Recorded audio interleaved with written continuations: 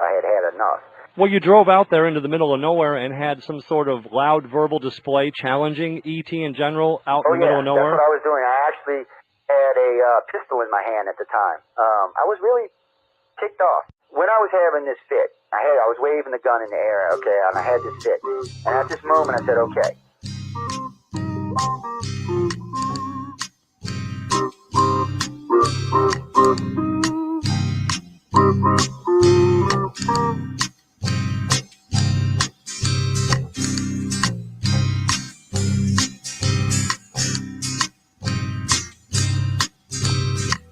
He was a Louisiana man named Montaldo. Folks around called him Six Gun Joe. Worked with ICAR, don't you know? Investigating UFOs. Out for a drive with a gal one night, they stopped to check out the reporting site. When an alien lit right there on the ground, he commenced to throwing his weight around. Now, old Six Gun didn't take too kindly to that kind of thing, especially without Vaseline or anything like that, Seriously. Well, Six Gun looked that critter right in the eye and said, "Any last wish before you die?" Yo, reached for his gun, quick as a twitch, and said, "Fill your claw, you son of a bitch." Now a legend spread across the land about this pistol-waving man. But if you're from space or from Earth below, you don't give no lip to Six Gun Joe.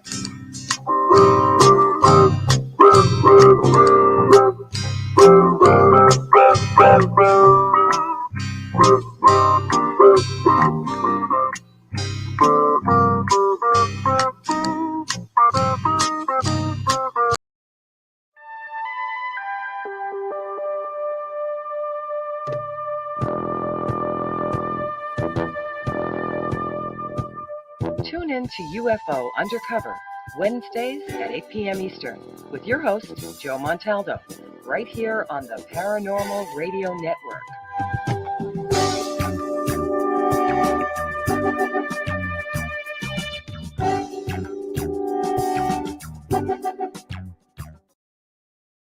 Welcome to UFO Undercover, with your host, Joe Montaldo. Welcome to UFO Undercover, with your host, Joe Montaldo. Good evening, everyone, and welcome to another episode of UFO Undercover. I hope everybody's enjoying their beautiful day today, wherever you may be. I know for some of us it's raining. For here down in New Orleans, it is actually cloudy, gloomy, foggy, and misty, I guess would be the best way, and about 48 degrees, somewhere around there. It's just generally nasty. It's the easiest way I can say that. But really, I hope everybody's enjoying. I know right now, I checked this morning, we had gotten our new stats in from the first of the year. We're going out to 93 countries around the world and 288 American cities. So, hello, everybody. I hope y'all are enjoying the show. And tonight's guest is going to be Larry Joseph. I have him on the phone with me right now. Larry, how you doing, man? Well, it's raining here, too, in Southern California. And like I mentioned, rain here is a breach of contract. You know, it's like I said before we came on, I was stationed in San Diego. It never rained the whole time I was there. I mean, I think we went like 4 months, 5 months without seeing a drop of rain. And I was like, what the hell? Because, I've never been anywhere it didn't rain like that. Because everywhere in the South, it pretty much rains all the time. Larry, let me get you to tell the audience a little bit about yourself, kind of familiarize them with them, and we'll start from there. So Sure enough. I'm the author of Apocalypse 2012, An Investigation into Civilization's End, which looks at the Mayan prophecy, ancient Mayan prophecy, that the year 2012 would somehow be the end of one era and the beginning of another. And more generally, I've been a freelance science writer for 25 years, written a lot for the New York Times, written several other books. I've also served as chairman of a small plasma physics company headquartered in Albuquerque, New Mexico. And it's actually from there that I first learned about the scientific aspect of 2012, basically which will be the year of the next solar climax, and the next time when the storms on the sun are at the greatest strength. You know, it's interesting because I just last night or actually night before, I was sitting down around watching TV, and they came on with all the different prophecies leading to 2012 besides the Mayans. But at least they did leave. They tried to leave the Bible out of it, and they tried to leave Notre Dame out of it because they seem to be a little bit further in our future. But in your personal opinion, and with the research you've done, 2012. See, I've always had a problem with 2012, not so much because I didn't think something was going to happen. It's just the Mayans say the end of life as we know it and the start of the Golden Age. So it's hard for me to wrap my mind around a total catastrophe that's going to, trigger a Golden Age. But that's why I wanted to ask you what's your take on it. Well, the simplest way to put it is that it'll be the birth of a new era, and like any other birth, it'll be accompanied by blood and pain. But the outcome, depending on the time scale, is they certainly believe to be positive. And see, I have my trouble with that too, because I wouldn't say I'm one of the more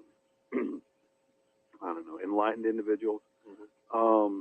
I would rather keep my cushy, cozy life, benighted though it may be, than I wouldn't trade it for a shot at enlightenment ever.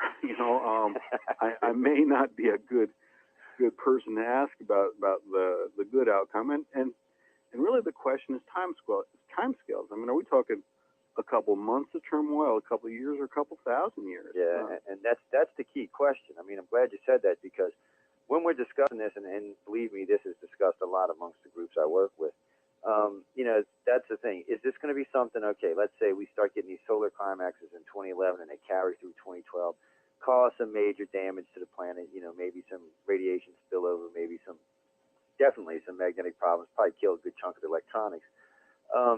But is that going to be just it? I mean, is that going to be it, and that's what's going to make everybody pull together, or is this going to be a cycle that contaminates the planet for 500, 5,000 years? And then the Golden Age, that's what scares me.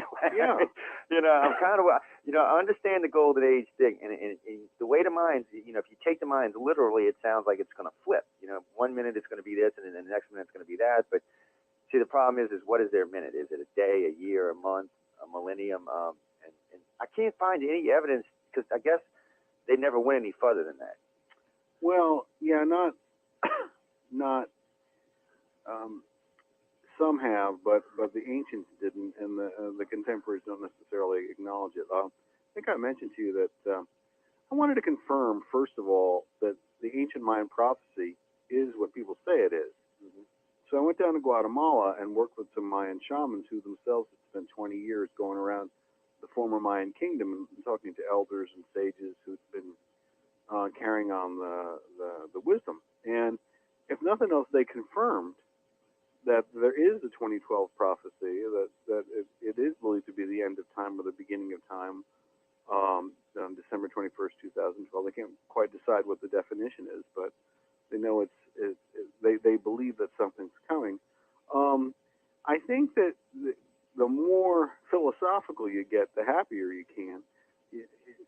None of the folks who I met or whose work I had related to me would be optimistic that in their own lifetime, or perhaps even in the lifetime of anyone who's alive today, that the era of enlightenment would manifest itself. It might retrospectively have been seen to start in the midst of darkness, but that's cold comfort to those who are going through the hard part and perhaps perish in it either as a result of it or just because for other reasons, but never see anything but that at the end of their life. And if you look at the geological timescales, or even a couple thousand years is a sneeze. Yeah. A couple thousand years either way in human civilization. I mean, a couple thousand years ago, it was pre-chariot days. It was, it was when wild animal attacks were a major concern. So, I certainly can't take personal comfort in what I anticipate to be the timescales of the disaster of 2012. Well, I can understand that. I mean, because it's just because any way you look at this now, Larry. But is this going to be something that starts slow?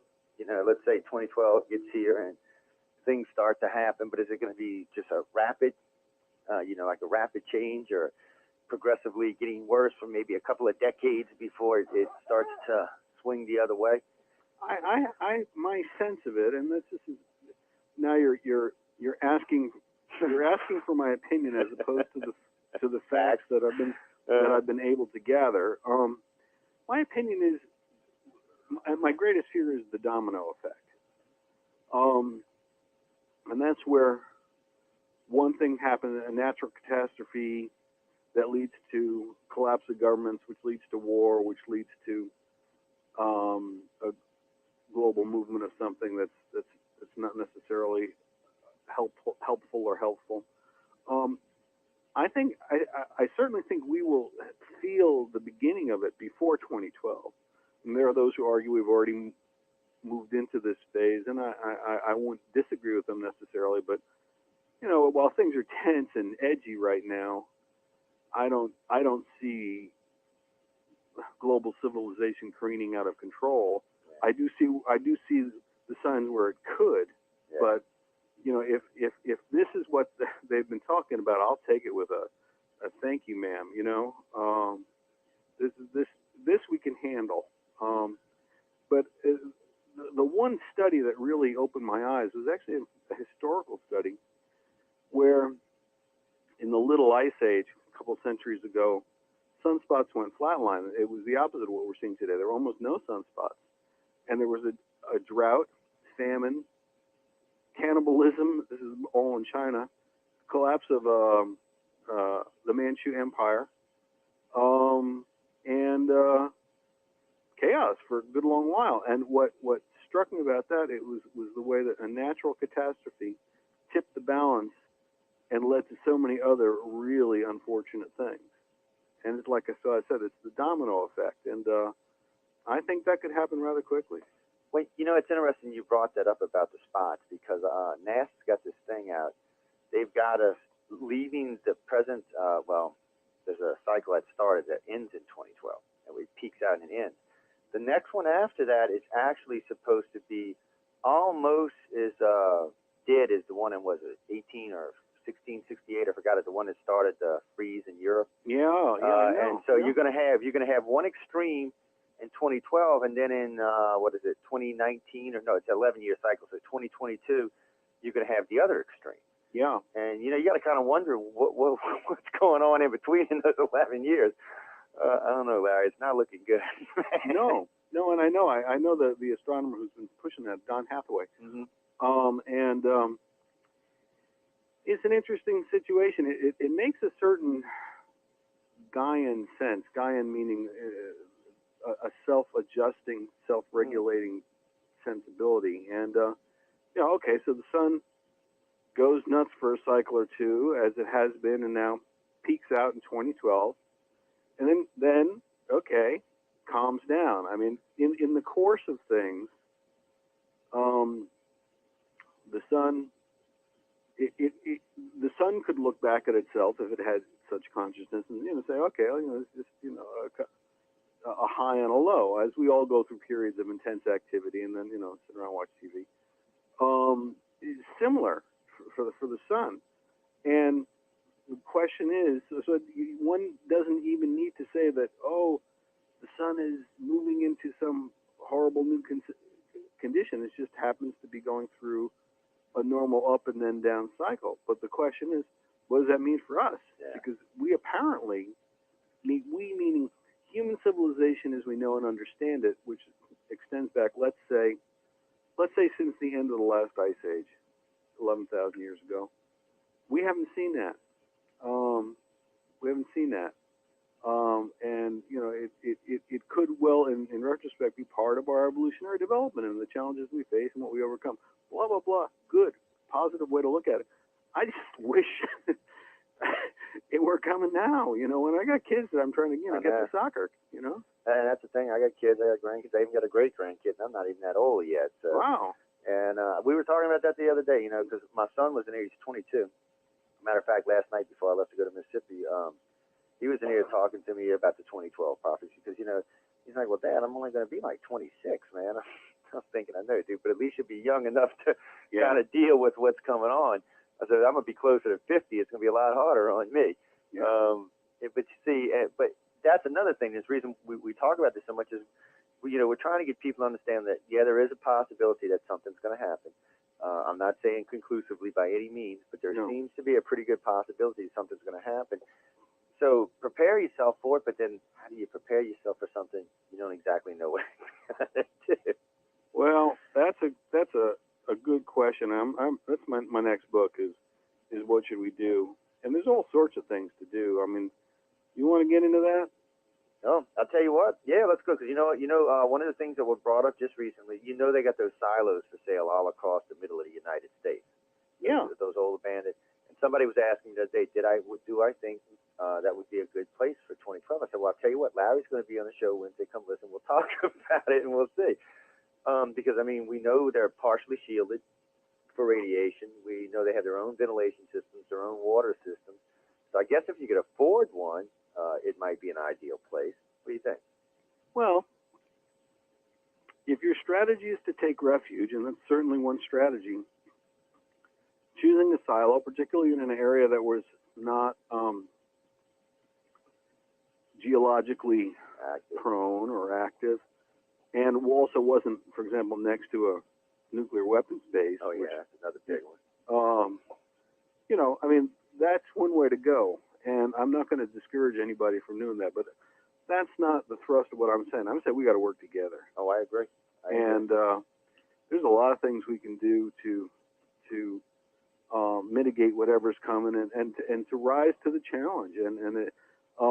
It's everything from the personal level of preparedness, both spiritual and just make sure that you got the jugs of water and the flashlights and the escape route and all that, to making damn sure, that the government, for which we pay trillions of dollars, has plans and it has the means to carry out those plans and is willing to confront this possibility. And one of the things that I get this question a lot, and they say, well, don't you think, Larry, that if you could find out this information, that the powers that be know what you do and a lot more? And I'd say, that's likely quite right. But it's not a question. It's not their information, but their judgment. I question, and that's where we've got to help them along. Because I think the government believes in saving, minor numbers, not major numbers. Yeah. In other words, they don't have any. And there's 300 million Americans. They may be planned on saving 2 million, 3 million, 10% of the population, probably no more than that. And then, ladies and gentlemen, by the way, you're going to have to know someone to get into one of these shelters. Someone with some power somewhere, or have a very high security clearance. One or the other, but you're not going to get in any other way. They're not going to just let you walk in off the street and say, hey, let me and my kids come in your shelter. They're not going to do that. Living through Katrina and dealing with FEMA, they are not set up for a disaster like what Larry and I are talking about here. This is a much larger disaster. It makes Katrina look like a walk in a park. So, I agree. I mean, there's got to be some way to put pressure on the government, but without, I know you've worked on this scientifically, and I have heard one or two other people, but I haven't seen anybody, you've got the book out, but no one's really trying to challenge the government. I guess there's not enough of us yet, is probably what the problem is. Yeah, also, I think it's always a question of this current regime is preoccupied with something else entirely. Mikhail Bush, yeah, I know. Yeah, I just don't. As I think I mentioned to you, Joe, if this were the era of Franklin Roosevelt, a Democrat, or Dwight Eisenhower, a Republican, I would have a lot more faith that they would take care of business, that they would discharge their duties, that they would understand that their mission was primarily to take care of the people, and that, well, I wouldn't expect them to do it perfectly. I would have a lot of trust. I just don't now, and don't see any reason to trust in whoever comes next. Well, hey, we don't know who comes next. Well, because nobody I see that's coming next, I would trust. I have to be honest about that. Yeah, you got to give whoever wins a chance, give them the benefit of the doubt, and that's fine. But that's down the line, and that's plenty hazy. So, unless I'm proved pleasantly wrong, we have to press this case. In fact, one of the things I want to do for my couple of opinion poll questions. You can buy these omnibus poll questions, get national surveys about catastrophe preparedness and the major candidates, and just see what the public thinks about who's capable of doing what, and with regard to 2012 and just in general. And that way, at least we can get a gauge. I'll probably wait until the nominees are decided, and we can get a gauge on what the public thinks of the candidates, and maybe match that up to their policies, and then introduce 2012 into the debate. That's my little plan anyway. That might work. I noticed several of the candidates got hit with UFO questions this year. So interesting. I didn't know that. Oh yeah, I think there's been three or four questions asked, and for some reason in 2007 and even in 2000, starting in 2008, CNN and some of the more major news medias have been really getting into the subject matter, which is a big switch from just in 2006. You couldn't even get them to say hi to you. Wow. Yeah, they've had Stephen Bessa on CNN 3 times. I think they've had Stanton Friedman on 3 or 4 times. And they just, all this Stevensville sighting in Texas, they've been blaring all over CNN for a week now. Good. And which is not something, but that's hopeful with the subject matter we're talking about, because they're going to lump that right into, unfortunately, 2012 is going to get lumped in with UFOs and paranormal. They're just going to drop it in there because it's a prophecy, which isn't a correct thing to do, but that's where you start, and then you just keep working. That's a lot better than nothing. Oh yeah, as far as I'm concerned. I noticed that United States Senator Bernie Sanders, independent from Vermont, was asked about 2012 and had a very constructive response. And he said that, well, 2012, whether something major happens then or not, let's assume that it might, and let it provide the rationale for jobs and for preparations that we're going to need one way or another anyway. Well, and that's what they should be doing. Yeah, I know that was. It's funny, the validation I've gotten from my book, ironic funny, has come from the extreme left. Bernie Sanders is essentially a socialist who caucuses with the Democrats, and the extreme right. Tim LaHaye, the author of the Left Behind series, who's fundamentalist Christian minister, and makes no bones about it. The tenacity of his beliefs. Wrote me the nicest blurb I've ever gotten. So I'm getting the sense, which I'm happy, it's not a political issue in the sense it's not one, it doesn't mean you're a liberal, doesn't mean you're conservative. And two, if it starts creeping into both sides from the mainstream, they might meet in the middle before we know it. Yeah, well, actually, it might. If you're getting far right, far left, somewhere it's going to get compressed together. Yeah. I had, yes, I see y'all's hands. I'm going to take some questions in a little while, guys. I'm sorry, I was reading text while I was talking to you. And because I got the virtual auditorium. They're like, we're going to I promise y'all, probably about 10, 15 minutes, guys, we'll open up the lines for questions. Y'all can ask Larry whatever y'all want. I was thinking, Larry, so if we could get this more, I guess the trick is to get this more into the press. But I was thinking about this the other day. I know Coast to Coast talks about 2012 a lot, and Jerry Pittman and Kevin Smith and them, and we do ourselves here on the Paranormal Radio Network. It's a topic line that's been carried across all of the different programming we have. So it's getting a lot of press. I guess there's just no way to know if the government is doing anything about it. I know FEMA has a ton of underground facilities and stockpiles of this all over the country, but what is that for? And let me ask you this before we even talk about that. Let me ask you this: what do you think from doing research? What do you think is going to happen?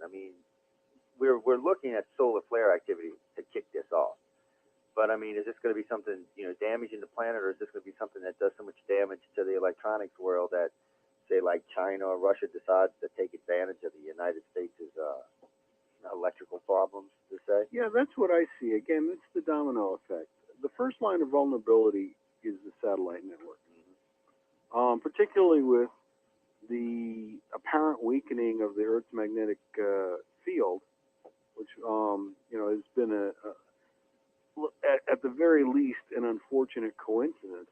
Just as the sun reaches the height of its power and nastiness, our protective magnetic shield, which is supposed to protect us from incoming blasts of solar radiation, starts to go wonky. As many people have said, there may be a pole shift underway. I don't know that the pole shift is imminent, but even if the process has started and takes several thousand years, that represents a weakening of the system as the poles move, and just in general, there's cracks that open up and holes and, you know, all sorts of vulnerabilities. So that really lays the satellites, particularly the non-military satellites, but also some of those, in harm's way. And, you know, all you need is a couple of key satellite sectors to go down. And again, you know, we depend on telecommunications, banking, military security, law enforcement, you name it. Depends on satellites. You could have a situation where if the system is damaged sufficiently that some bad group or nation or even worse, some well-meaning but ultimately dangerous and injurious group tries to seize power and take control. And I mean, China did test that anti-satellite satellite. I guess it was probably a year ago now. And it made headlines for a little while, but that was pure muscle flexing, because that they showed they know where the vulnerability lies. So I would keep an eye on those activities. Well, the satellite. Well, I know. What was it in 1992, somewhere around there? We had lost some satellites and part of a power grid in the northern part of the United States and Canada. 89, Hydro-Quebec. Yeah. I knew it was somewhere right around there, Yeah. and that was due. And you know, that wasn't. That's not even near the magnitude of what they're talking about coming here in 2011 and 2012. No. And some of the scientists said, you know, and I've listened to several people talk about this, they said we have anywhere possibilities from just minor electronics problems to anything to radiation contamination of the planet to even some of the flares could actually physically reach the planet and lap them, which, you know, anything they touched, they would pretty much disintegrate. Oh, yeah. You know, so I mean, you have a minor end to this, and then you have a very major end to this. And I didn't really realize that flares could extend out from the sun that far. I mean, not physically. And I had read a report on some recent findings on Mars that suggest sometime about 80 million years ago they actually reached to Mars. That is a reach. So, you know, I'm thinking, whoa, wait a minute now. What kind of, you know, I mean, is it just like extending from the sun, or is it just shooting a whole flare out and it's breaking off and just traveling out intact still? Yeah. You know, I was kind of wondering about that, but I haven't seen anything on that. But those are some pretty wicked scenarios. And being that Earth is so close to the sun, you know, everybody says 93 million miles. It dies in space. That's like across the street. It is. And, you know, just to follow up on what you're saying, the week of September 5th through 12th, 2005, which I know I talked about last time I was on the show, which was the second stormiest period ever recorded on the sun, and also happened to come right after Katrina and before Rita and Wilma, which that coincidence launched me into a lot of investigating for this book, investigating the relationship between storms on the sun and storms on the earth. But what I'm, in addition to that, a couple weeks, I think it was about 3 weeks afterwards, there was a solar prominence, which is like a limb that comes out of the sun. That was the longest limb that either had ever been recorded or one of the top few. There was a question of how exact, but it reached into space millions of miles. And you know, what you're talking about now is exactly what happened then, but, you know, slightly but longer. But the question is, okay, let's say it reached out 5 million miles. I don't remember the number, and please don't, you know, hold me to that. But what were the next 5 million miles like out? I mean, you know, were they just intense bursts of radiation? I mean, you wouldn't want to come close to that thing, even if it didn't physically touch you in any sense. Yeah. So yeah, I would figure triple the distance of the arm itself. So if it was 5 million, I'd figure I wouldn't get any closer to 20 million miles to the thing. Yeah. And so that's what they're talking about. If you get a flare burst that, say, reaches the inner orbit of Venus, well, you're pretty much bathing Earth in radiation. Yep. You People don't understand. I mean, it's hard to make them understand that, they think the sun is just way, way, way far away from Earth, and it's not. They don't even understand that in 3.5 billion years, it's going to go red giant and engulf our planet. Well, we're going to become part of the sun. Well, we won't be. There'll be a little crisp charred, rock floating around in there, but yeah. But it's hard to make people understand this, and that they don't understand that there is a real danger here. We all look at the sun for life giving, keep us alive, keep us healthy, make us happy, which is what it does. But it's like anything else; it has its dangerous side to it. One of the things I always like to say is the sun is only 8.5 minutes away. Mm-hmm. Yeah, that's what it is, 8.5 minutes, guys. So anything traveling at light speed is going to get here in that time. So if you get a burst, you don't get much warning. right. Couple of minutes that they might be able to give you 3-4 minutes more. I don't know if that's going to help you or not. What's interesting about this, Larry, is I do contact abduction research and stuff, and for about 15 years we've been having these we call them Holocaust rings, and Call them what? I'm sorry. Holocaust rings. A full 1/3 of everybody we interview that checks out has these dreams, and these dreams are pretty much identical. Really? It's a very strange thing. You can't really get a date per se, but since they're having them and they're seeing themselves in them, it has to be within their lifespan, I would assume. I could be wrong here, okay, but I would assume. The ones that live in the United States have described some pretty man, I'm losing my brain here today, but some pretty big disasters as far as, death of populations and stuff like that. What's funny is the people in Europe or in Australia or in China and Russia are pretty much saying the same things. They're seeing the same thing. Now, what I couldn't tell is a lot of the cities these people described did not see any physical damage, but they seen a lot of death. So I don't know if it could have been radiation, it could have been a virus, it could have been anything, but they said there wasn't so much like bombs were blowing up buildings, but, you'd go into a city and it would be like a ghost town. Or some of them had described several of them described like big dumpsters pushing people into piles, into mass graves and stuff. Reminds me of the Carter days and the argument for the neutron bomb. Yeah. Well, now they're trying to come up with something different there. I always want to call it a neutrino bomb. That's not the proper way of saying it. But they got a bomb they're working on right now. It doesn't kill plants. It doesn't destroy electronics. It only kills flesh and blood. Nothing else. Yeah. And there's no contamination. So you burst the bomb, and they say it's going to have like an 18-mile burst range. It kills everything that's flesh, and then you just roll your people in and take over. And the neutron bomb, they've got it down to a half-life of like 18 months now or something. Really? So they can burst it over a city and roll in 18 months and not have to worry about any contamination at all. That's crazy. I don't even know we need weapons like that anymore. Yeah. Wow, that scares me. And then like George Bush working on his 200 megaton nuke. I'm like, what the hell do we need that? That's like enough to blow up half of Russia. Yeah, really. That's I mean, these are weapons I think are more for fear tactics than they are for anything else. The fear that we may use them on somebody. Let's hope. That's what I'm hoping for. But I have watched, and I don't know if you've noticed this or not. We've talked about this, and this is probably directly related to this topic line. If y'all have been paying attention, the United States has been taking a proactive attitude as far as we're building missile defense systems. We're building long-range weapons that do not need people on board. Matter of fact, George Bush has got this new little plane they invented. It's 500 pounds. It's completely remote control. You can put a nuke on it. You can put surveillance equipment on it. It does about Mach 2. They can be mass produced 1,000 at a time.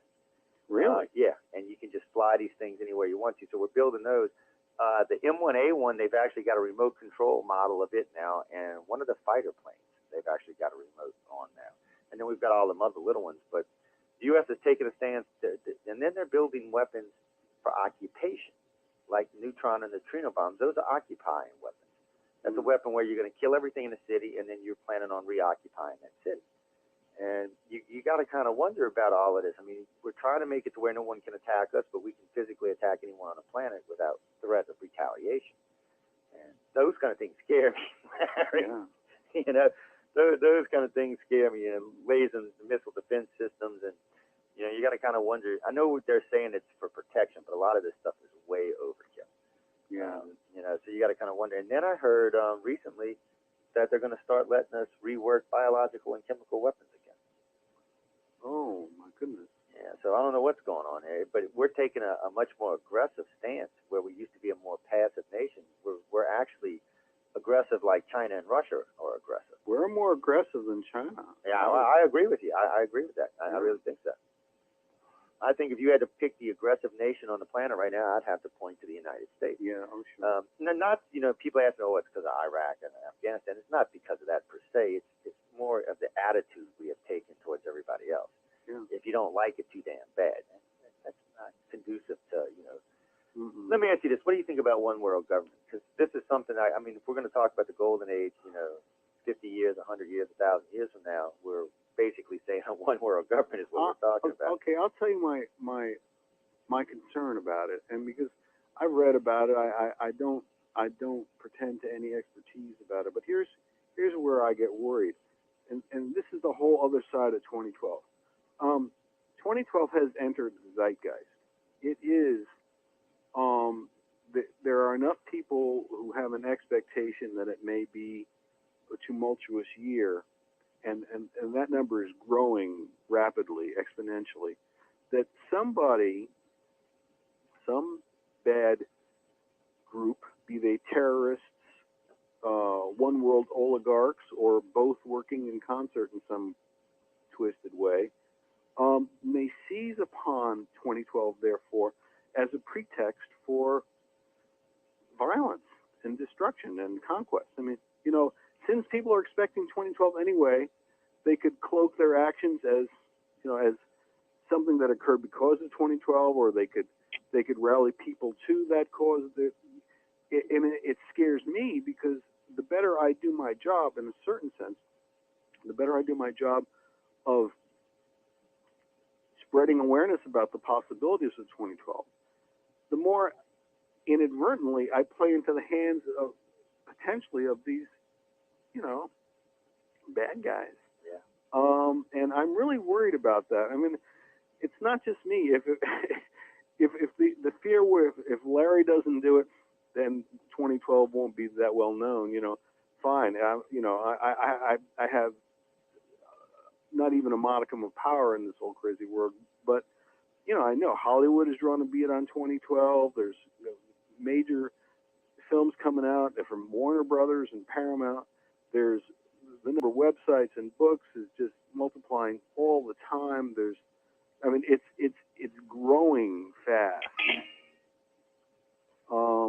and I don't want it to be seized upon as this excuse, by clever, well-funded, very calculating, callous people such as those who I think might, decide to appoint them the heads of the one world government. And that's another thing. Who's going to run this one world government? Somebody was telling me about the World Bank a couple of weeks ago, and I'm like, well, that's the start of one world government. I said, I don't know if I would call that the start of one world government. Maybe the start of let's try to get control of all the money in the world, but otherwise than that, I don't know. Somebody asked me the other day, and I asked this to a lot of people, is it possible in the current structure of our planet for a one world government? I always have to say no. Because I don't see Americans sitting back and letting 1.3 billion Chinese or 1.2 billion Indians elect the next leader of the world. I fundamentally think Americans will have a problem with that. Not just us. I think Russians will, and Brits will, and Australians will as well. So, sure. I don't know how we're going to ever achieve this one world government. How is there going to be an equality in this when some societies so far outnumber other ones? So I don't know what they're going to do there. Now, of course, if there's a big disaster and 600 billion Chinese and Indians die, well, then of course that levels the playing field a lot more. I just hate to have to see an enlightened planet come through death, but if that's what it takes, that's what it's going to take, I guess. Somewhere along the line, we got to grow up, Larry. I mean, we can't keep where we're going, because sooner or later we're just going to blow ourselves up anyway. There's a sense of that, and in a way, I'm really, it gives me new respect for the diplomats who kept the Second World War from going into a third, and Third World War, which is nuclear. I mean, I think we did grow up some, and there was some awfully good work done. The fact that Russia and the United States did not come to blows with their brand new sets of nukes which could have really destroyed each other. I mean, there's a lot of pride to take in that and a lot of hope. But we can't rest on our laurels. Yeah. Well, and you know, there's one thing I think that helps China, the United States, and Russia keep from getting into a nuclear war is the fact that you can't nuke one without effectively nuking yourself. Yeah. You know, so I mean, if you nuke Russia, you know, it's gonna fall out on the United States, and China's almost directly sharing the same trade winds as us. So, you know, if China was to nuke us, well, we export 60% of their grain. Well, 60% of their grain they import from the United States. So, I mean, they just killed their own food source and, you know, contaminated their own country because the wind's just going to fall out across the ocean and land right back on them. So, you know, really, there's no real way of, you know, people always talk tactical nuclear strike. I said, not in the northern hemisphere. There's no real way of doing that.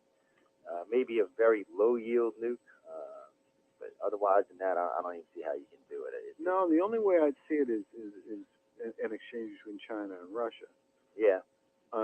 Because I always felt that China wants Siberia. And Russia can't really hang on to it. I mean, Siberia's as big as the continental United States, has 8 million people. Yeah. China could use the land space, the minerals, and you know they've got the population to put in there. That's something I keep an eye on. And plus now they found out oil up there in Siberia. Yeah. You know, which of course is helping the Russian economy, but I don't know. I don't feel that Russia's the threat it used to be, and now that they're closer to a democracy than a communism country, I don't know if they'll ever be the threat that they were. You know, I know they got with China, and they all buddied up with China, but there's so much hatred between the two countries. That's something that'll never last. You know, sooner or later, China or Russia is going to take advantage of it. I think so. And you're right. I agree. I mean, any way it goes, and this is what people don't understand about China. China's a little country with a lot of people. Yeah. What is it? Half the size of the continental United States. I believe so. And you got 1,300,000,000 people living there. They can't feed themselves, can't clothe themselves. They have to import, and basically they need land. They got to expand. Yep. And they're not going to be able to do it on this side of the world because no one's going to tolerate it. The only options they have is Europe or Russia. Mm-hmm. And you can't attack Europe without getting into the war with the United States, but you can attack Russia without getting into a war with the United States. Yeah, they've got a 5,000-mile border. You know, so I don't know how. You know, I feel it's just a matter of time, to be honest with you. And maybe 2012 will be the kicker. Mm-hmm. You know, maybe that'll give them the kicker to jump. Maybe Russia will become unstable, and China will say, "Well, look, we got to go in and stabilize Russia, guys. So we're sorry." And that's that domino effect I keep going back to, because you know what? When there's chaos in one part of the world, or when something breaks down, it gives all these other dark schemes a chance to see the light of day.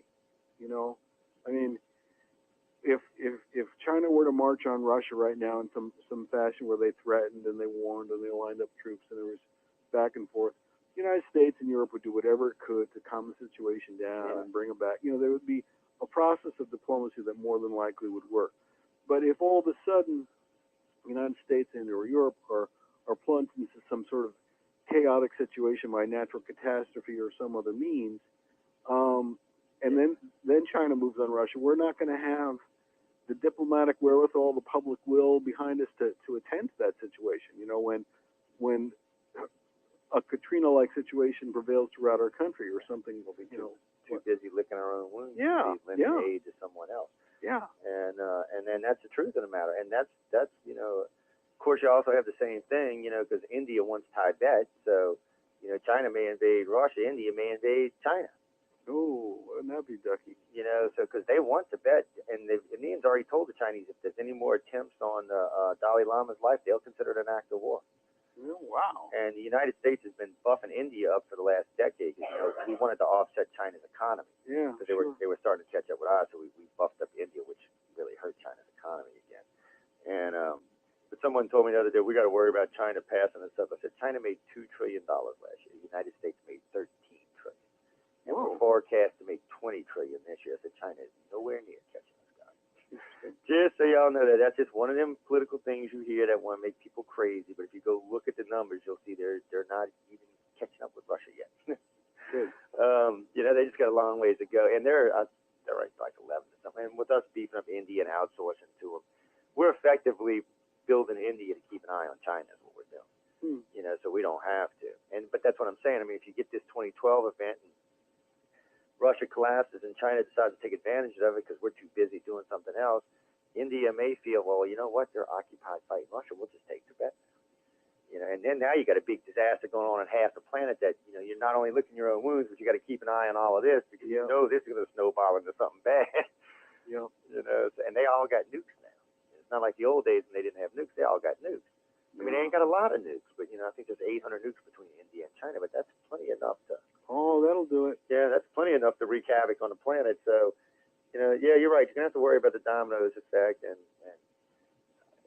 not so much in the United States. I don't think like Canada or Mexico is going to try to invade the United States, but or vice versa. We may, well, you know what though, Larry? We may try to annex Canada and Mexico.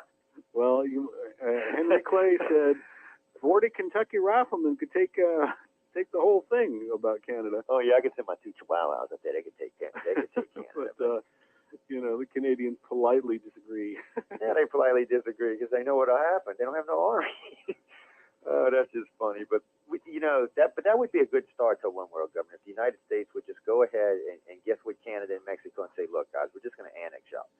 I mean, we're one country basically anyway. You can't survive. Y'all using our electricity, watching our TV, using our resources. You might as well just become part of the country. Well, Lou Dobbs of CNN would argue that we've already taken that step with the North American Union. Yeah, we have.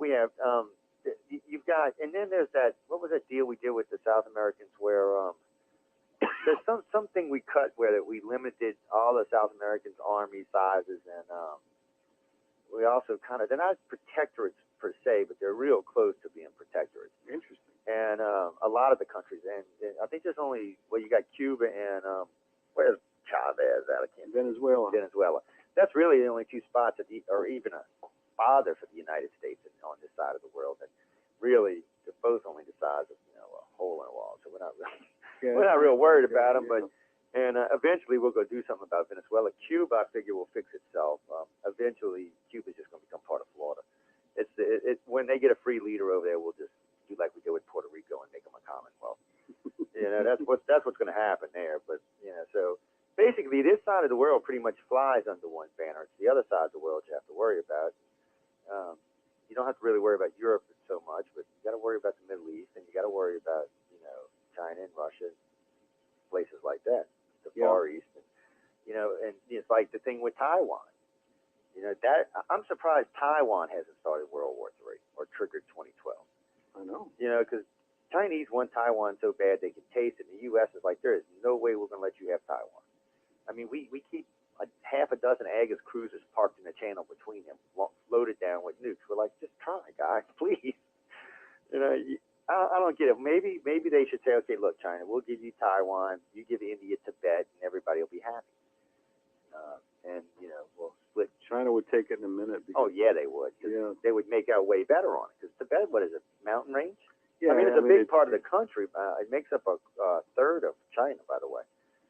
It's a huge part. Tibet is actually a huge part of China, but it's not anything that can really be used for anything. No, it's magnificent and it's spiritual. But oh yeah, it's a beautiful place, but I mean, it's not. You're not going to go up and grow massive crops or raise, lots of farm animals and stuff like that. It's just not that kind of area.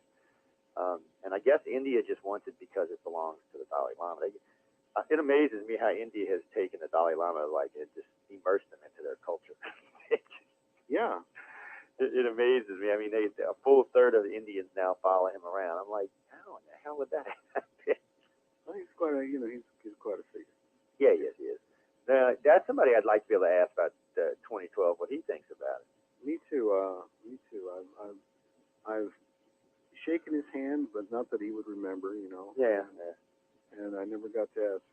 But for example, one of the arguments against 2012 is there's no Tibetan prophecy that points to that date, and there are people who have phonied up ancient Tibetan prophecies to make them work out to the year 2012 as the end time or whatever, and it's baloney. And in my book, I investigated that. But you get kind of crazy. If you want to make an argument, you kind of look for corroborating evidence and say, oh wow, here Tibetan philosophy says 2012, and it didn't take but about an hour to break that down and see that it was phony. Yeah. Tell you what, I know we're getting close to break, so we're going to grab Instant Karma's question since he's been patiently waiting up there, jumping up and down there. Instant, why don't you come up, man? Give us your first name and location, and you're live on there with Larry. All right, thanks, Joe.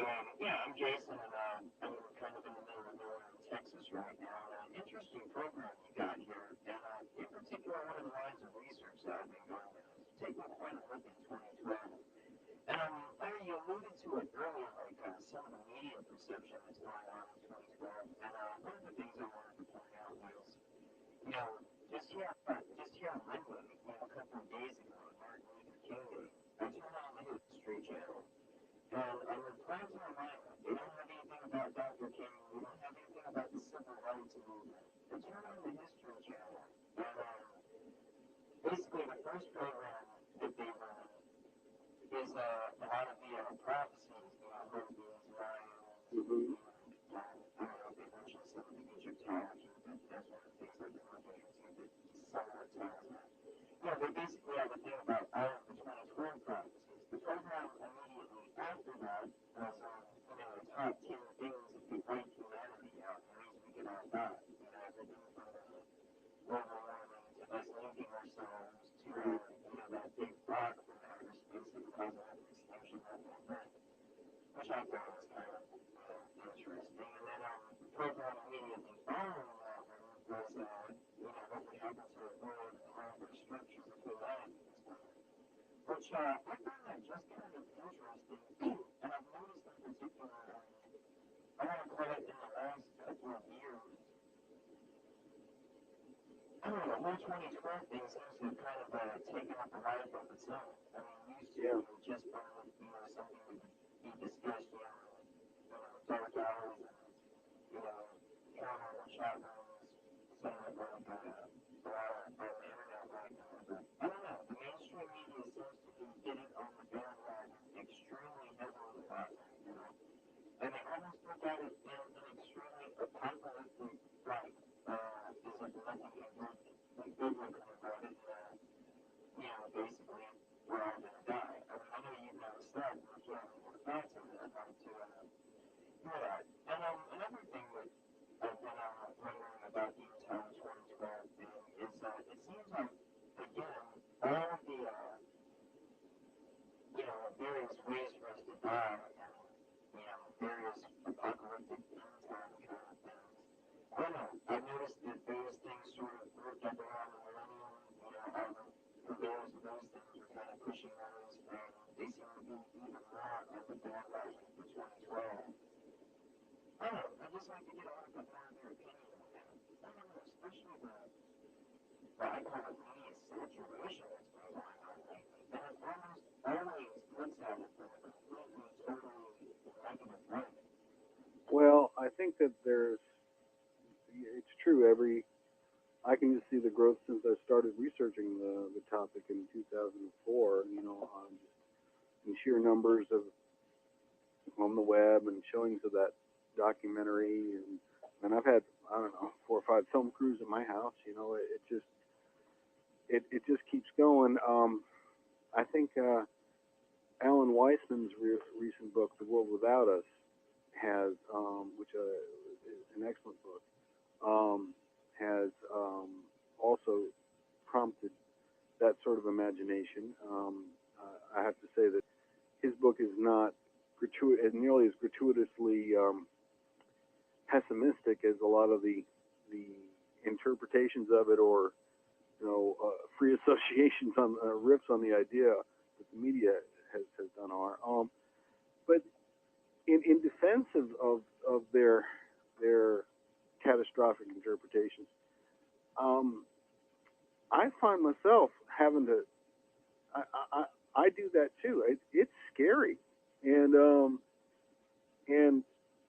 like we were talking about earlier in the show, the timelines are such that that's what's the scary part. It may be that 2012 signals the dawn of something great and wonderful and an enlightened age and a way out of many of the messes that we're in by our own creation or otherwise. But how long is is it going to hurt? And I know, I mean, I have young kids, and it has made me, like, as is the case with so many other parents, really conservative. That doesn't mean right wing or left wing, but it means conservative. It means no, protect. Something's bad coming.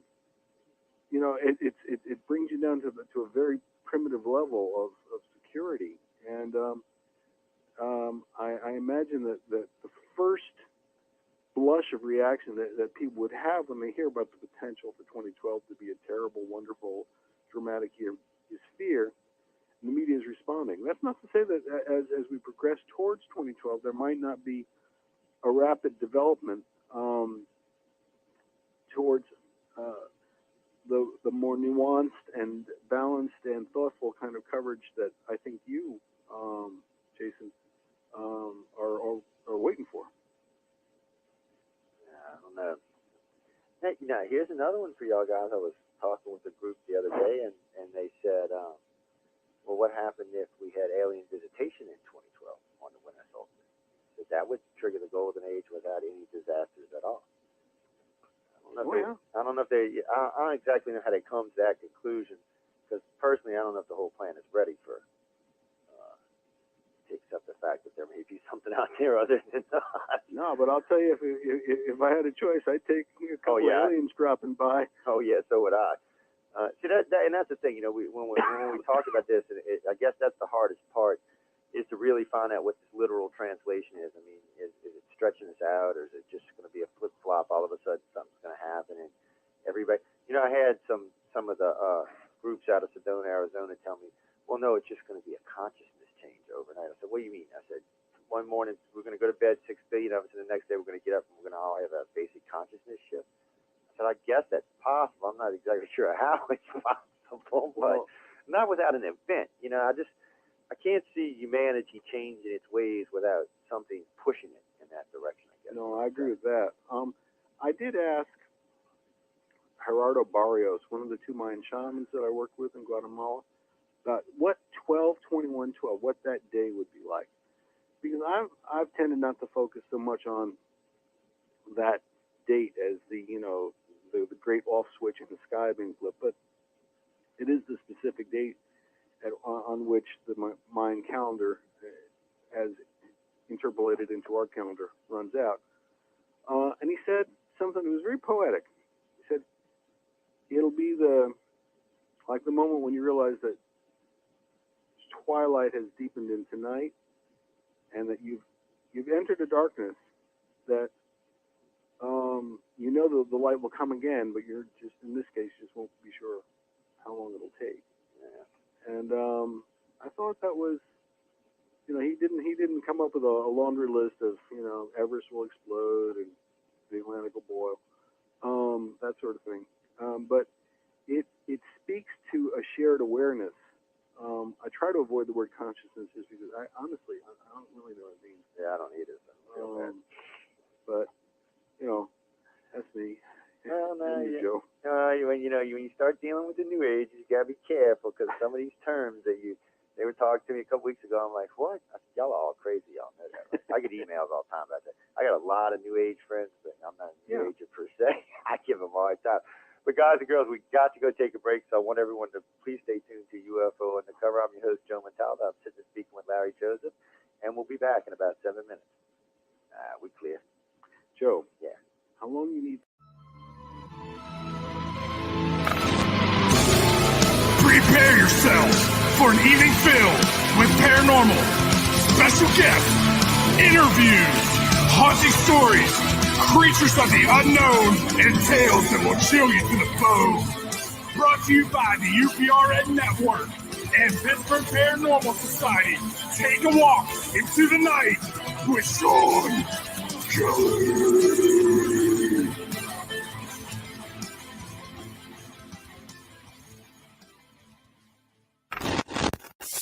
Hey, good evening, everybody. Welcome to Into the Night. My name is Sean Kelly, and I'll be your host for the show.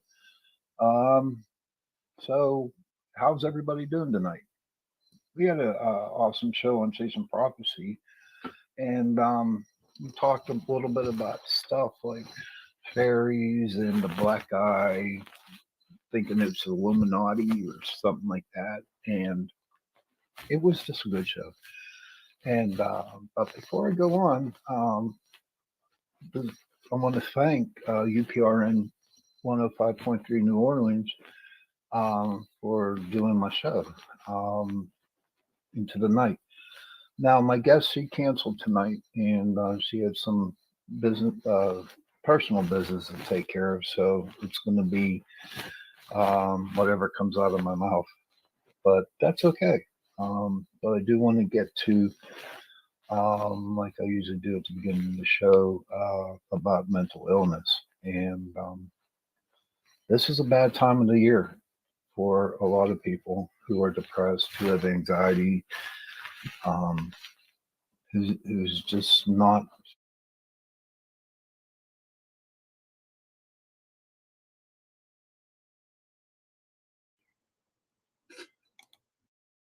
Operating from a higher frequency could become light beings? Question mark, maybe?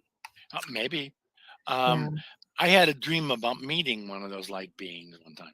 Right. Did you? That was, oof. Was it a dream or maybe it was an experience? Yes. Well, Kathy. I don't know. Yes. Kathy says they went forth and multiplied. Yeah. Yes, I believe so. Yeah. So, okay, let's continue on. Okay. Now, is all this possible? I think so. Yes. And I think that we could be designed through DNA. Either somebody messed with our DNA or through procreation, inserted their DNA into ours, and through our children, we became a new race. I agree. Maybe that's where the Rh negative blood type comes from. Maybe. Blue eyes, green eyes, hazel eyes. Hazel, really? You not think brown it really eyes, which does was fit in there? the norm. Pardon? You really think hazel fits in there? Hazel has every damn color in it. Yeah, It but has it's just a some mix. But the brown. point is original eye no, color was brown. I'm just curious. I'm Rh asking positive. you. Yeah. So that lends to Tom's theory because no one can trace it, Yes. right? I'm asking because I'm curious myself, because I'm not making a statement. I'm actually very curious. I'm still reeling at the thought of going out and mating with everything in sight.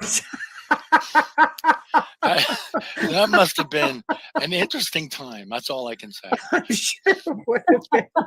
But it was a different. Are we talking Woodstock or are we talking? Yes. Well, we're probably talking something similar to it. Because I think it's very close. Yeah. I All wonder right. how many species came out of that festival. All right. Next on the list. Okay. Now, were we created through intermingling? I think we were. Was it God, or was it someone else, or something else, or some other events? But I think that we have to consider everything if we're going to be looking at human history. It all has to be on the table. Right. Okay. Scenario number 3. We were here first. Now, one of the things I did in my books, they are here, is I looked at things like, well, let me stop there. I was looking for a reason why there were so many sightings in places. So what I did was I looked at everything that I could think of, such as visual reports, sightings, overlaps, the indigenous people and their stories of their gods and creators, their ancestors told them, rock painting, earthquakes, weather, pollution, CO2, power plants. I looked at everything I could possibly think of to try to explain why these UFOs were here. Okay. Okay, I looked at them. Okay. Now, one of the things I looked at was Native Americans. And that was what I termed the mother lode. Okay. And why would that be? That is because, first of all, they had little or no written language. They didn't write things down. Oh, They related stories to each other. oral history. Yes. Yep. And if they did anything with a pen or something similar to a pen, like charcoal, they did pictorials, draw little pictures. Now, what if they're ancient myths that they've passed on? What if it's direct history? And I came across, when I was looking at the Native Americans, I came across the Algonquin tribe. Yes. How the Algonquin tribe lived along the Atlantic Ocean Mhm. in the area of northern northern North America, Mhm. and Yeah, they come they right up into Canada. yep, Yep. and they created. Excuse me, they didn't. They set down a prophecy that was to be passed on to all of the descendants of their tribe. Um, and that was called the Seven Fires prophecy. Okay. Let me go through that prophecy. Yes, The please. first fire, again, a fire is something that's life giving to all of the Native Americans. They wouldn't be able to survive without fire. Hmm. Now, these big events, they called them fires. They would leave their homes by the sea and follow the sign of the Megis. Now, what the heck's a Megis? Hmm. A Megis is a human skin colored fish. Really? Yeah. So they thought they were fish because they came out of the water. And look, they also had human skin. Hmm. So what the heck were they? Well, I'm going to get into that in a little bit. The second fire, and again, this was passed down by these Megis to the Native Americans, and they told the stories. Um, the second fire was dreams of a little boy would point the way back to the true path. So basically saying, you're going to lose your way, but just be aware that the little boy is going to point his way back. The third fire, they would find a path to the lands prepared for them. And they will continue their journey west to the place where food grows upon the water. Hmm. That was their description. What they did was they traveled down the St. Lawrence Seaway across northern northern Great Lakes and settled in the land of northern Michigan, Minnesota, and Wisconsin. Hmm. And Minnesota, especially, a land of 1,000 lakes. Believe me, there's really 1,000 of them there. It's unbelievable. But food does grow upon the water, and they would have plenty to eat when they got there. Hmm. The fourth fire, expect a race of people who had light skin. Well, that sure happened. Hmm. Number two, the light skin race might wear the face of death that would almost look the same as a face of brotherhood. We're here for you guys. Well, they weren't.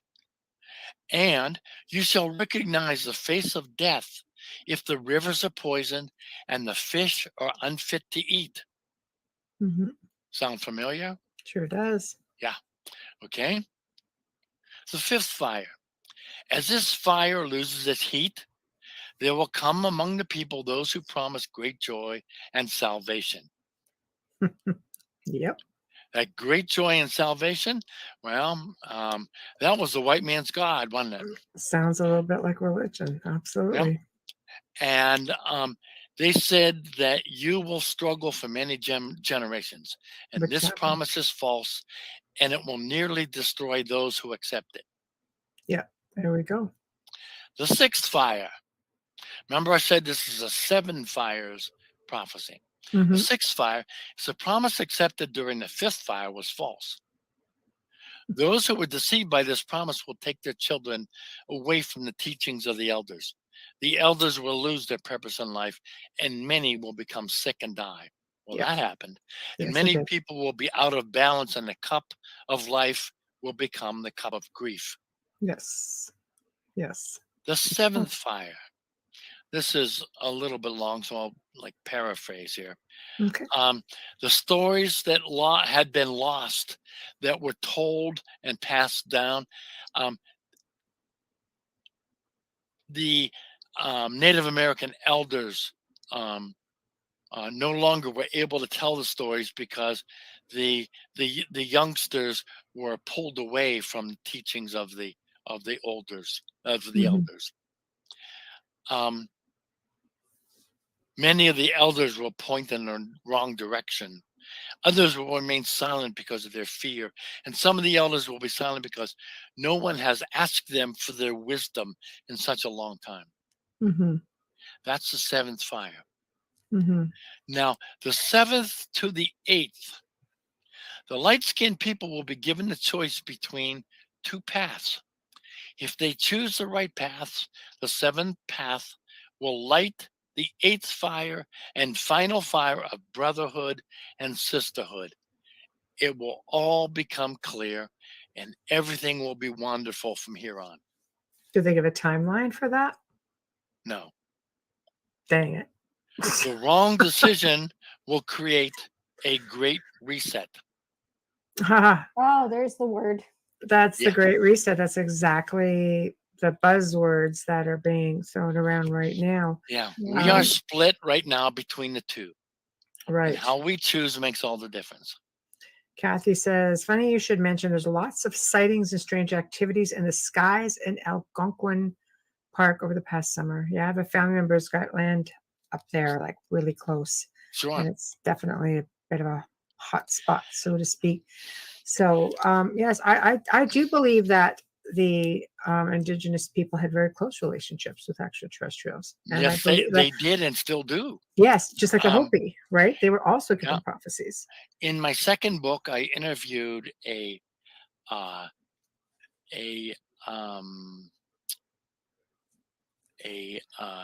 young girl who was part of the Algonquin tribe, and they are the I'm trying to figure the name of them. They were the I've drawn a blank, but it'll come to me in a few That's seconds. okay. Yeah. Just blurt it out whenever it gets there. Okay. And Yes. she told stories about what she was told as she was growing up. Right. Oh, here it is. They were the Algonquin that moved over into the Midwest. They renamed themselves the Ojibwe. Yes. That's Okay. right. We have a Ojibwe up here as well. Okay. Yes. Now, the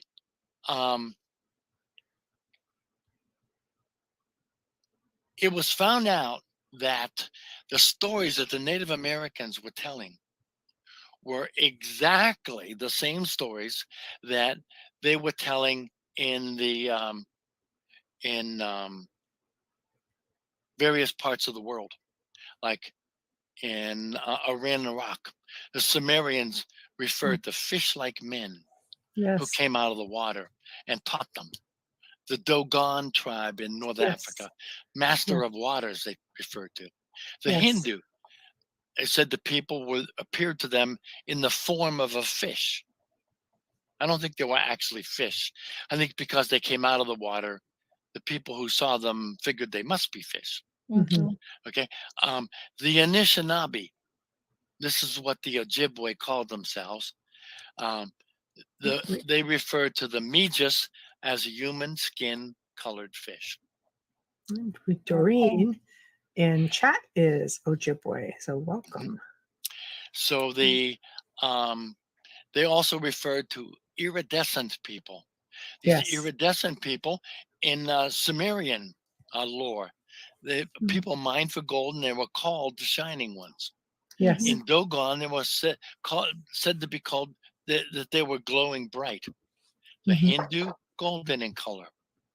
The Anishinaabe, radiant and iridescent. The Sioux, golden eagle and golden feathers. The Natchez tribe. Now, there are two groups of this Natchez tribe. The first group, they reminded everybody who saw them as the standard Native Americans from back in the 1800s. They're 5'6" average height, dressed just like the other tribes with their own tribal differences. And the other group of them were 7-footers that glowed bright. Where the hell did they come from? Yeah. Okay. So big connections. Yeah. So there's also references to 7 gods. Yes. The Sumerian talked about 7 sages. A Dogon, 7 amphibious creatures. The Hindu, 7 great sages, and referred to each one of them as being one of the 7 stars of the Big Dipper. The Anishinaabe, 7 Magus. The Sioux, 7 gods, 7 fireplaces, 7 council fire. The number 7 over and over and over again. And interestingly enough, even religion looks at 7 as a sacred number. So now, in these various places where these people wrote or talked or drew pictures about or however they documented their information, all came from the time of immediately after the Great Flood, when people came out of their hiding areas and were figuring out how to live again. In Samaria, about 4000 BC. Dogon, Africa, 4000 BC. In India, 4000 BC. Anishinaabe, 4000 BC. Sioux, 4000 BC. They all happened in and around the same time. Now, how did that happen? If after the Great Flood, the best people could do is maybe scare up a horse. True enough. Right? True enough. I mean, True enough. How did this happen across the whole world? And don't know, but we're going to come right back to that. We have to do a station and sponsor ID. We definitely do. Steady, please. Okay. Thank you. You are listening to The Outer Realm with Michelle DeRoche and myself, Amelia Pisano. Tonight's amazing guest, returning guest, is Tom Conwell. We are broadcasting to you live from the beautiful city of New Orleans on 105.3 FM radio, on United Paranormal Radio, right? I can't even see. This is crazy. International Public Radio. And all of our Facebook pages right now. Our amazing intro and outro and that fabulous voice that you hear is courtesy of Dr. Snick, the Sonic Surgeon. He is an award-winning composer. And you can find him on Bandcamp and Amazon. Check out his music. It's phenomenal. It's original. It's unique. I know you'll love it, especially if you love our songs before and after. We also like to thank Folgers from the first day to, we hope, the end. Thank you, Folgers. We love you. We appreciate your support. And we're back. We are back. Stage is yours, Tom. My favorite word. There we go. Right. By the way, I know we're not going to complete this. I'm about halfway through. Okay, you still have time. I need a part 3. You've got about 40 minutes. Yeah. Okay. Awakening. Right. I believe that the awakening is the 8th fire. I believe they're one and the same. Okay. And this is coming. Everybody is in the process of awakening. Will it actually happen? I don't know. It depends on what choices we make as a human race. But I think that things are happening. Absolutely. I would agree with you. And telepathy is going to become the new norm. Oh, that's going to cause a lot of family feuds. Yeah. Oh, boy. picture Thanksgiving with that one. Oh my. Oh my gosh. Okay. And are there specific signs for awakening that people should be looking for? Or is this going to be different for everyone? Well, it's going to vary for a lot of people. Mhm. I think that they're going to see things like time prompts, Hmm. looking at the clock and always seeing 11:11 or For example, yeah. 12:12 or that So it's like kind of stuff. evolving, basically, Yeah. Yeah, right? yeah. High frequencies, vibrations, things like that. I think people are going to start having significant dreams, Mm. and these dreams are going to come true, where they're going to be able to create their own realities. Mm. Yes. Um, um, at this point, I would like recommend people look up awakening and query YouTube, because there's 50 different YouTube videos on how to tell if you're in the process of awakening, or if you're a star child, or if there's a Right. whole bunch of things like that. And I would recommend you go to that, because that's an entire talk unto itself. It is. It is. And we can do that sometime. Yeah. Okay. Okay. Next. So anyhow, your life will never be the same if you have a major experience in the realm of seeing a ghost, having a vision, seeing a UFO, or something along these lines. Things are going to change for you as a person. That's going to be, for me, that was my first step. Right. Okay. Right. Others may have other things happen first, but this is going to happen. This is going to be one of your steps where all this stuff is going to become apparent to you. Hmm. What you do with it, these ascension symptoms, first of all, they're going to be mentally painful. But what you do with it, that's what's important. And you're also going to be probably struggling with, what is God? Is it spiritual? Are you spiritual? Do you need to be spiritual? You're going to have that struggle too. It's every day. Yeah. Mhm. So Especially in this field, it's every day. Because there is a difference if people have a hard time separating. There's a difference between religion and spirituality. Oh yeah. And not always one of the same for people, Oh no. unfortunately. No, No, and you they're could not. still pray and not be religious. Mm-hmm. I'm Roman Catholic, and all the Catholics listening, do not email me. But you can pray without being religious. Prayer is not always written. Sometimes it's supposed to be a conversation with God if you believe in God. So Very Stage true. is yours. Go ahead. Very true. I was raised Roman Catholic myself, and I don't even go to church anymore because I think it's just a bunch of I'm a recovering Roman Catholic, is what I usually say. recovery. There you go.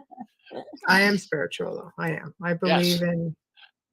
I wasn't for a lot of years, Yeah. but I am now. Believe me, after things started happening to me, oh boy, yeah. It's a much bigger picture. You believe in a creator. You believe in the universe. You just Yeah. believe there's more. You know it's something. I just not a fan of the fan club. It can't be all that they're saying, because they're all saying it differently as well. Exactly. So Okay. So after awakening and how it's different for everybody, next. Okay. What would happen if we attracted them? That's the reason that they're here. Let's just say they were never here and we evolved. Okay, let's just say that. And I have to look at all the different scenarios. Let's just say that we attracted them recently. How could that have happened? Well, back in the 1910s, we invented radio, And since then, that radio signal has been going out into the cosmos at the speed of light in every direction. And what about, the atomic bomb? Oh, I Like, haven't because gotten to that that. ripple effect, I'm sure it attracted somebody. You betcha. Uh, the fact that we were at war, once they finally got somebody's attention, all of a sudden we're fighting with each other. I'm sure that didn't make anybody happy, because if we're fighting with each other, what are we going to do when we advance to meeting them? Are we Mhm. going to pick fights with them? They were really worried. And then we lit off nuclear weapons and the electromagnetic nuclear weapon signature that went out at the speed of light everywhere. That Mhm. wasn't good. Mhm. No, I Our agree. physical constructs of power plants, using nuclear fuel, we're We're causing venturing a into. disturbance in the forest is what you're saying. Like Yeah, ripple well, yeah, effects. sure. Sure. Yeah. Yeah. I could see that. And what are we doing to our own planet? Yeah. And our We're, own people. we're polluting the crap out of it. Yes. So, We're killing anyhow, it. yeah. Now, we have nuked people from our own planet. Hmm. That can't make them very happy. What are we going to do when people look different than us? We Yeah, can't even get along with each other, let I know. alone something otherworldly. I know. Mm. That has got to be interesting them, and they have got to know. They have to figure out what we're up to. Do They you think it's a have to. big social experiment? Maybe that Well, they're seeing what we're going to do. it could be an experiment. That's going back to the whole overseer sort of mentality of something Yes. else being Yep. up there manipulating. Mm. Now, what's the upside with us? First of all, only some on our planet have ascended, and Mm. more ascensions are happening daily. Yes.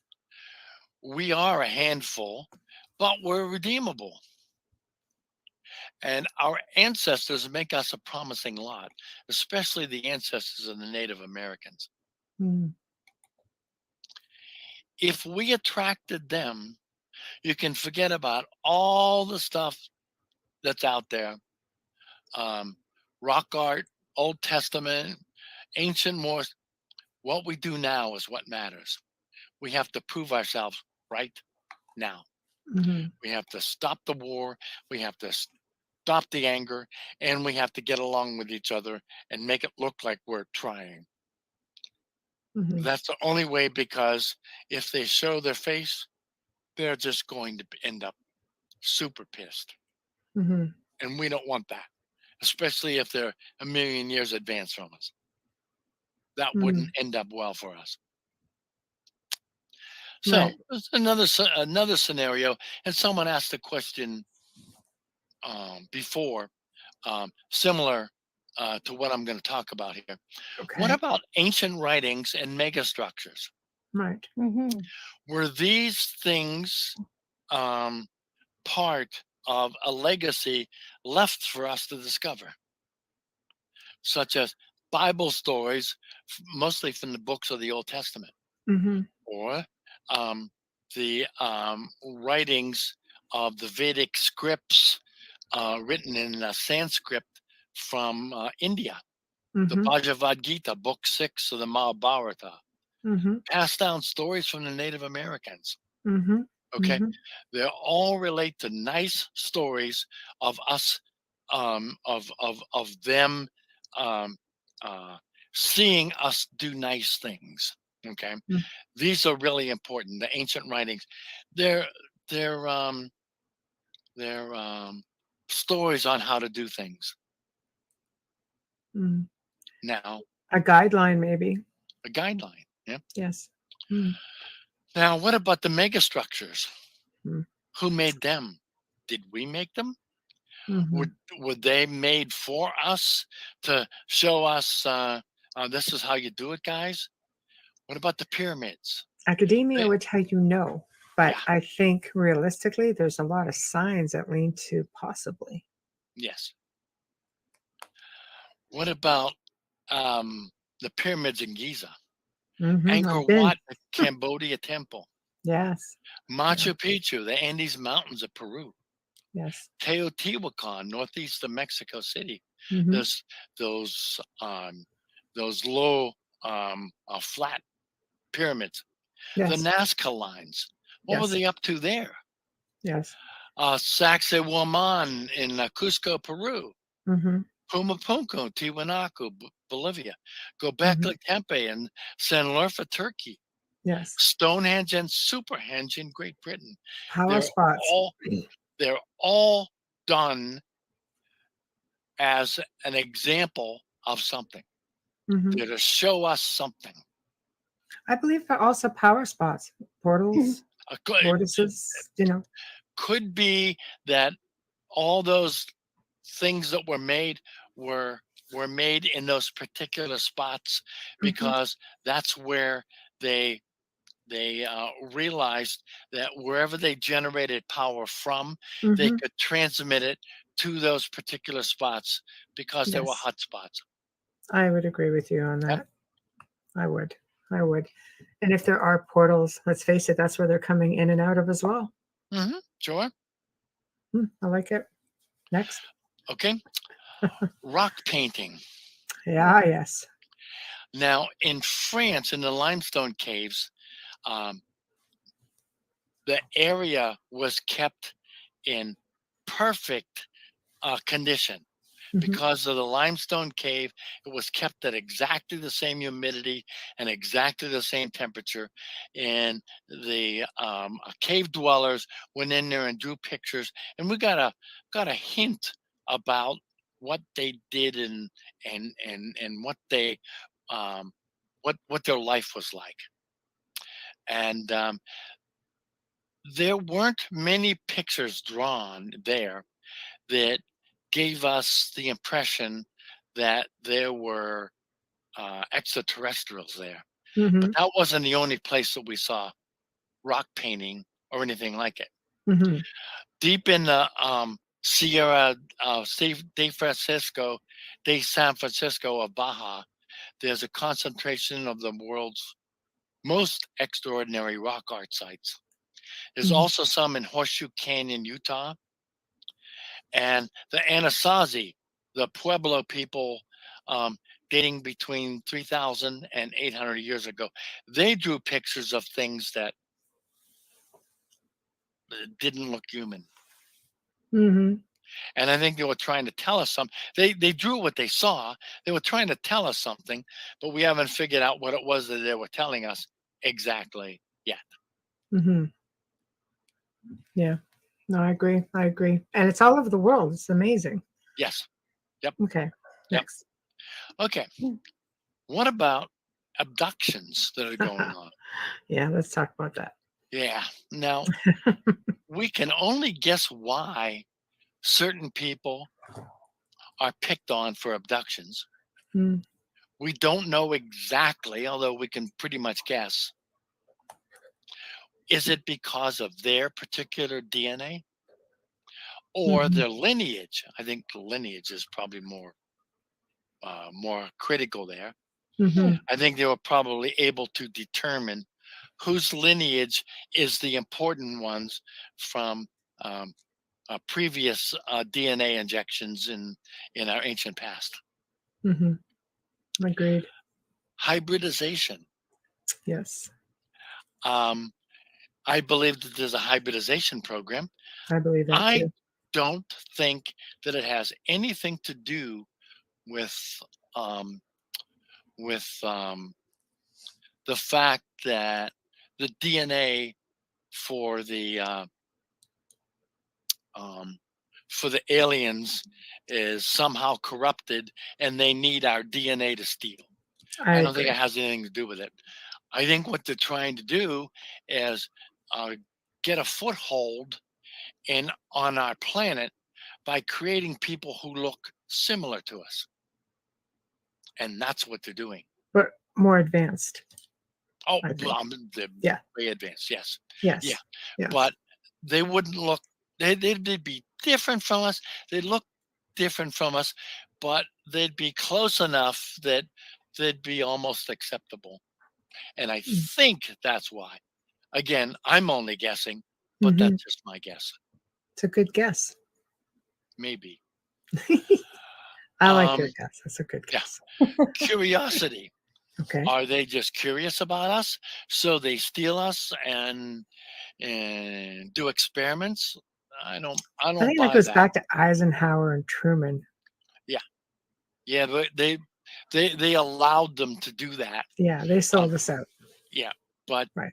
they allowed them to do that Yes. because they wanted to do that. And they wanted to do that because they had something in mind. Yes. Agreed. Yep. Okay, now they have something in mind. Got that. Are they indeed trying to jumpstart our awakening? Uh-uh. No, that is a good Is it concept. possible? I mean, Yeah. maybe. Yeah. I I can I see had that. the opportunity to interview in the area of 30 to 35 people. Some people started their interviews about abductions and chickened out, Mhm. and other people allowed me to ask them anything, and they answered. Mm. But one of the things that I was able to realize from the questions I was asking is that the people that were abducted were they all considered themselves psychic. And not only that, after they returned, they considered themselves more psychic. Hmm. Yeah, So that's one of the theories. Yeah. yeah, I've always had that in the back of my mind. Are they diddling with our psychic beings? Well, Or that would be evolving us or waking us up. yeah, Yeah. sure would. Are they jump starting our awakening? And back when I was doing the interviews, awakening wasn't even on my radar. Hmm. But it became apparent to me during my last book. Hmm. So um, something big is going on with what they're planning. And they just seem to be working with select people. It's not everyone. Mhm. So, what is it about those select people or family lines that make them so enticing? Maybe they just evolve quicker. If speed, that I don't know if that would be it. Then Um, what makes certain bloodlines or lineages so enticing that they follow them for generations? mhm. Could it be because some of these guys way back in our ancient past who took one for the team and went out and Multiplied. Let's go with that. mated, Yeah, um, could could they know who these people are, their lineages, and maybe. hone in on them? Well, one of those people would have been Enoch. Yes, that would have been one of them. Yeah. Enoch was one of them. Hmm. Yeah, and it's documented in the Old Testament. He did go forth and multiply. Yeah. And when he was tired, he literally just disappeared. Hmm. So there's something going on. It's really big, and Yes, I don't know where to go with it other than to throw out my theories and let it lie. I like it though. I like Um, it. It's fresh. Okay, next. okay, and only a few abductees or Mm. experiencers truly know what the reason is, and I think many of them they know intuitively what the reason is, Mm. but I think they've been told not to tell us yet. Wow.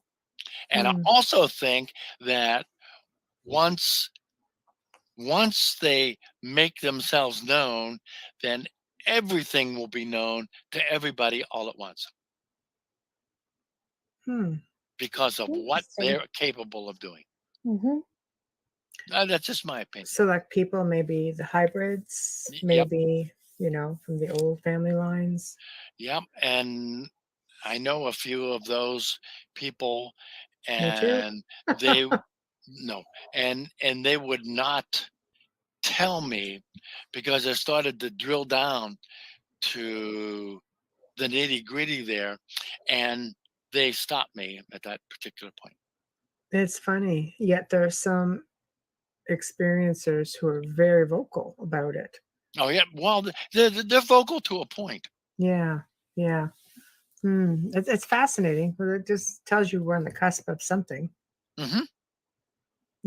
Okay, next. Okay, new scenario.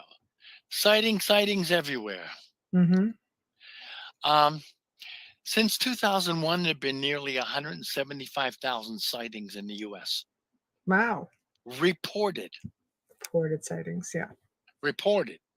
Now, there's probably 1 in 100 go actually reported. Mm. So, I mean, there's a lot of things being seen up there that that are obviously sightings that people look at and they'll go, nobody will ever believe me, and they keep their mouth shut. Mm-hmm. I think Yeah, there's more that's people true. who don't report it than the That's right. reported Oh, cases. I absolutely. agree. Probably tenfold. It's crazy. More than tenfold, Yeah, close to 100-fold. that makes more sense. I think it depends on the time too. I think people are more open now with the Yeah. internet and disclosure, things like that. Okay, Mhm. next. Okay. Everywhere you look, there are large groupings of sightings. Mm-hmm. In some areas have low population compared to cities, but have plenty of sightings. Mm. And right here, I have my U.S. map Okay. of if you were to look at the last radio event that we had, you'll see my map there, and Yes.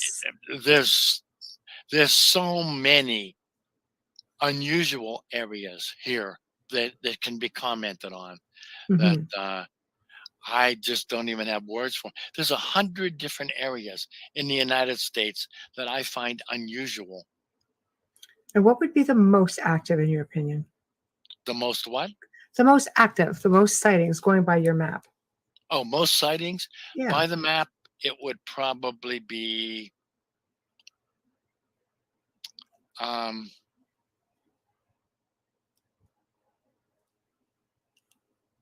the Pacific Northwest. Oh. As Any far reason as why? an area, Okay. and that would be extending from Central Oregon right up north to the Canadian border. There's a mass of things seen in that area. Do you think it's because of the water? Well, that's They certainly a could be part of it. coming from the water. Yeah. Yeah, that's certainly a very big part of it. Yeah, water plays a big part everywhere. Mm-hmm. Do you think they're coming from the water? Yes. Yeah, I think so too. I think there's a lot down there. Now, as far as the most sightings in a particular area, that would probably be Phoenix, perhaps even Arizona. the greater Los Angeles area. Mm-hmm. Yeah, Arizona's active. Active. Sometimes I wonder with the greater Los Angeles area, because of their population, you just have more eyes in the sky, kind of sort of. Absolutely true. Yeah. Absolutely true. But there's an awful lot of things being seen there because right off of the coast is Catalina Island. Yeah. And it's been a lot of stories about Catalina Island. And directly north of that, there's a huge Air Force base that That's is right. very popular. No, that's right. That's right. That's one of the big ones. Okay, next. Okay. Scenario number 9. UAP. Ah, yes. Now, when I was a teenager, it was a lot of years ago, I heard about UFOs.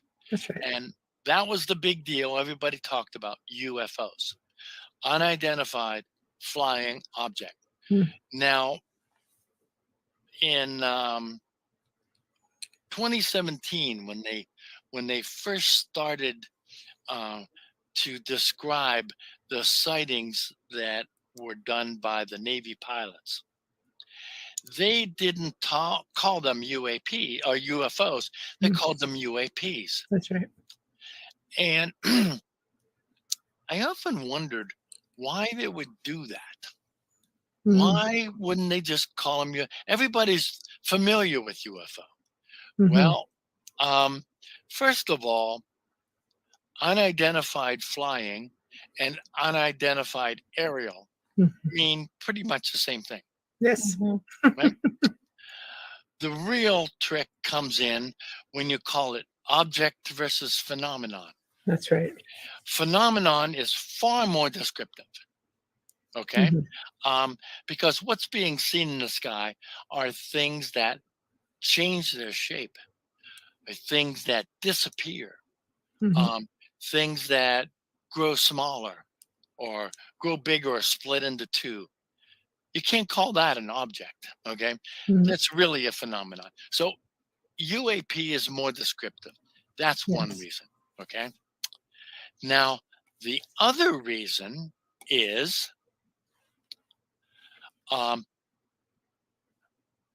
when they were trying, they meaning the government, was trying to poo-poo anybody talking about UFOs in the sky as being real, and that includes the entirety of the time from the 40s all the way through the 1990s and early 2000s.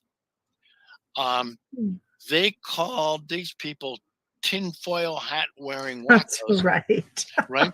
And if all of a sudden they were to say, well, UFOs could come from a different planet, and they said that out loud, they would be all of a sudden lying to all the people that they called tinfoil hat wearing wackos for the past 70 years. Okay? They couldn't do that. So they had to make up a new name.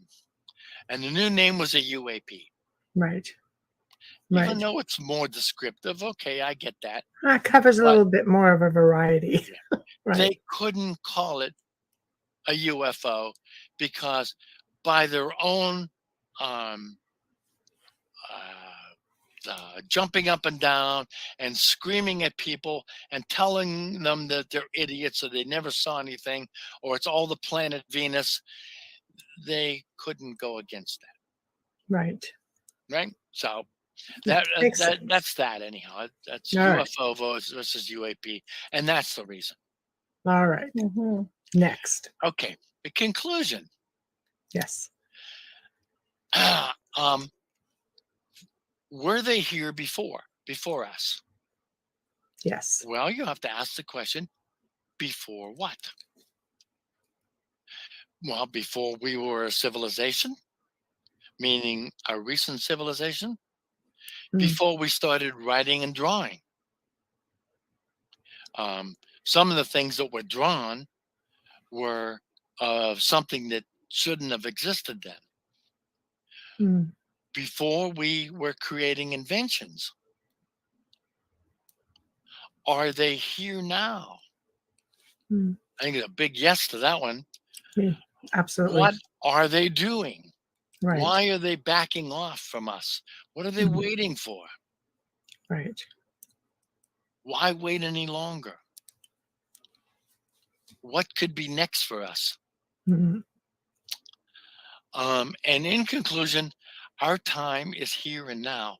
We need to sit up and take notice of all that is going on in our skies, in our history, Mhm. put it together and talk in realistic terms. Mhm. They have been here, they are here, they continue to be here because they have a reason to be here. and we've got to come to grips with that. Agreed. That was a wonderful presentation. Oh, thank you. You're welcome. That really was really a great presentation. And I mean, right, almost on the mark too. That was like fantastic. So this is the part of the show, as you know, where you promote yourself, promote your books, tell people how to find you, what you have coming up. Okay, well, right now I don't have anything planned. It's the winter in upstate New York, and I'm not Yes. traveling anywhere. Nope. We're not far. We're not far from you, so we Yeah. know. However, I will be looking into doing YouTube events. Maybe I'll write a couple of more presentations like this and do them on YouTube, break them up into mini presentations, Yes. and cover a whole bunch of different subjects. So Excellent. that's down the road. My books, they are here. Volume 1, East Coast UFOs. Volume 2, Central US. By the way, the one, that particular one, Volume 2, is the one that has the most about the Native Americans and the Seven Fires prophecy. They are Excellent. here. Volume 3, Western US, are 3 in a series that go along with the map that I created. And you can get copies of my map from me in a 8.5 by 11 or an 18 by 24. Mhm. And the 18 by 24 is very nice. That's a really nice photograph that was done for me. My other 2 books, Going Interstellar, that's a collection of blogs I wrote about the problems that that if we were to go to their planet, the problems we would have to solve and what that would take. Mhm. My latest book, Earthquakes and UFOs, I tried to prove that that UFOs were attracted to the major earthquakes. Mhm. Um, So we and talked about that on the last segment in yeah, last July for those and, who were really interested in that. and all of those books are available from me. If you want, I Mhm. can send them to you. And your Uh, website is well, I don't have a website. okay. So My Facebook. How do they find you? Facebook's the best way to get in touch with me, Okay. because Perfect. then we can just chat there as much as you want. But my Facebook address is tom.conwell.3. Okay. Perfect. So, And if you want to get in touch with me, I'll tell you how to pay for that, and we can do lots of different ways. And I'll send the signed copies, or you can get them through Amazon. excellent. All right.